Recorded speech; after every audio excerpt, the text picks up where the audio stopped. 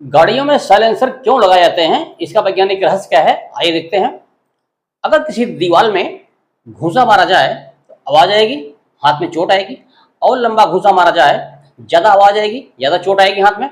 बहुत लंबा घूंसा मारा जाए तो बहुत आवाज आएगी, बहुत चोट आएगी हाथ पे। कहने का तात्पर्य हुआ, जितना लंबा घूंसा उतनी बड़ी आवाज। दूसरे शब्दों में हम कह सकते हैं, अगर हमको आवाज कम करनी है तो छोटा घूंसा मारना पड़ेगा। तो साइलेंसर का यही काम होता है, वो बड़े घूंसे को छोटे घूंसे में चेंज करता है। कैसे, आइए देखते हैं।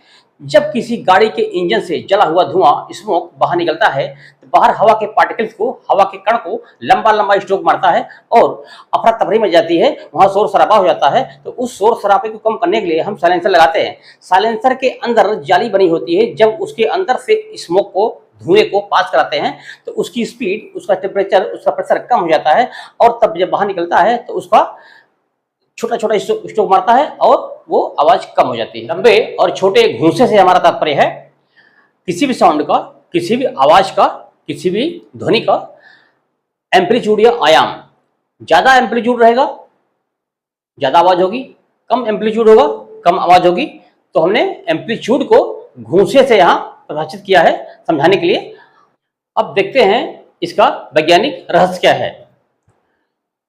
हम जानते हैं कि आवाज बनती कैसे, साउंड कैसे बनती है, इसको हम देखते हैं।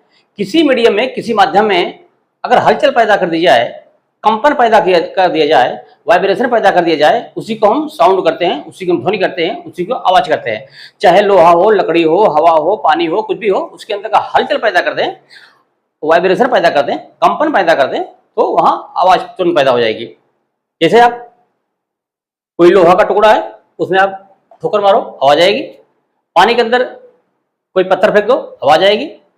हवा के अंदर फूंक मारो, आवाज आएगी। जैसे बांसुरी है, शंख है, हारमोनियम है, ये सब फूंक मारते हैं तब चलती है। शंख के अंदर फूंक मारते हैं, आवाज निकलती है। बांसुरी के अंदर फूंक मारते हैं, आवाज निकलती है।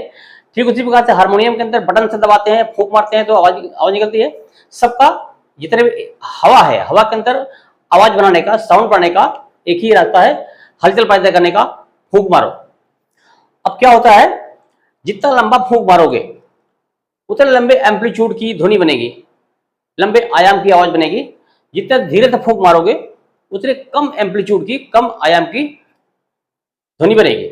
अब मान लीजिए किसी गाड़ी में साइलेंसर नहीं लगाए, जब उसका धुआं बाहर निकलेगा तो उसका हीट बहुत ज्यादा होता है, उसका प्रेशर बहुत ज्यादा होता है, इसलिए वो लंबा फूंक मारता है। जब लंबा फूंक मारेगा तो ज्यादा आवाज आएगी, ज्यादा आवाज आएगी तो शोर शराबा होगा। तो शोर शराबे को कम करने के लिए हम साइलेंसर लगाते हैं। साइलेंसर के अंदर जाली लगी होती है, जाली के अंदर होल होते हैं। जब उसके अंदर से उस स्मोक को पास कराते हैं तो उसमें घुमावदार रास्ता होता है। जब घूमते घूमते उसकी स्पीड, उसका प्रेशर, उसका टेम्परेचर कम हो जाता है। उसके बाद जब वो साइलेंसर से बाहर निकलता है तो उसका जो एम्पलीट्यूड है, आयाम है, इतना कम हो जाता है कि बाहर वो आवाज छोटा फूंक मारता है और वो आवाज